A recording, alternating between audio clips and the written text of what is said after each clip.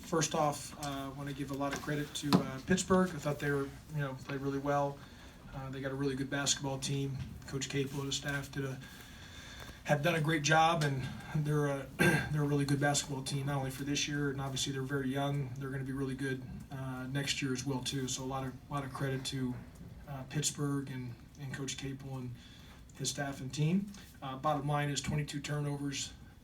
You're not going to win any game in this league with 22 turnovers. We've had an issue with turnovers. We've made some really good improvements, and then today we got it bit us in the butt today with the turnovers, unfortunately, and just too many possessions we gave away.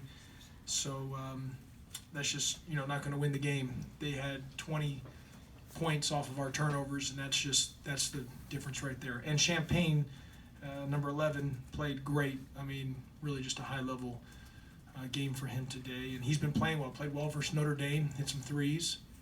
So got to give, like I said, you got to give Pittsburgh credit and Coach Capel and their staff. Josh, for the 22 turnovers, how much of that was them and how much of that was you? Well, I mean, you got to give Pittsburgh credit on that. I also think that we've had some, there were some unforced errors that just, when James Banks had a couple right at the rim that he just threw. He tried to pass it. We had a couple where Michael DeVoe had a couple that was just unforced. So, but I say all that to say it's a credit to Pittsburgh and their defense as well too.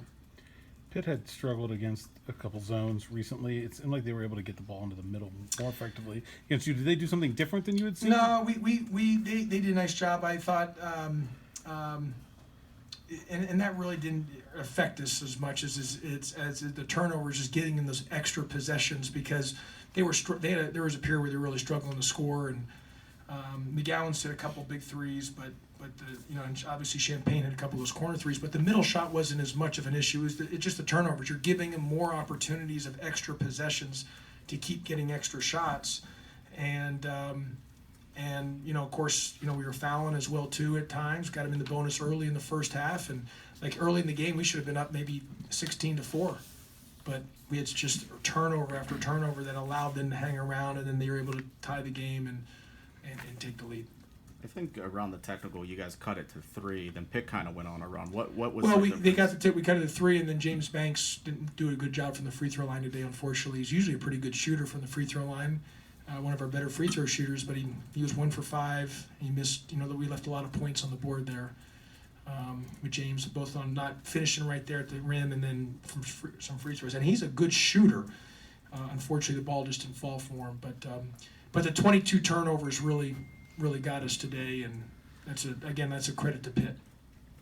Josh, from your vantage point as an opposing coach, what is it that Champetti does, or I guess it did today in particular, that makes him? Yeah, I pronounced his name wrong. I'm sorry if I did number 11. Yeah, so it took me. So I apologize if I pronounced the name wrong. But one thing is he can really shoot the ball because he spaces the floor, and he shot it well versus Notre Dame. Like I said, on a couple of those plays where a guy was coming off the pick and roll, because Xavier Johnson can get downhill and then he kind of comes up behind and replaces. So you've got to know where he is on the floor.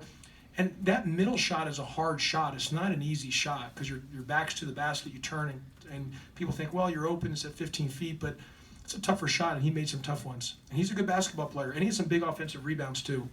I think Pitt's really good. They're going to be really good next year. I mean, they're good this year, but if you look at it, they got pretty much their whole team back. So I think Pitt's got a chance to be really good. I think Coach Capel does a great job. And I want to give a good credit because I think our band at Georgia Tech, Chris Moore and his band does an incredible job with everything. And National Anthem, our band director and his team with our band at Georgia Tech, and I thought the Pittsburgh band did a great job with the National Anthem. I want to make sure I give them a shout out too. I told one of the Pitt administrators to make sure you let the band director know that.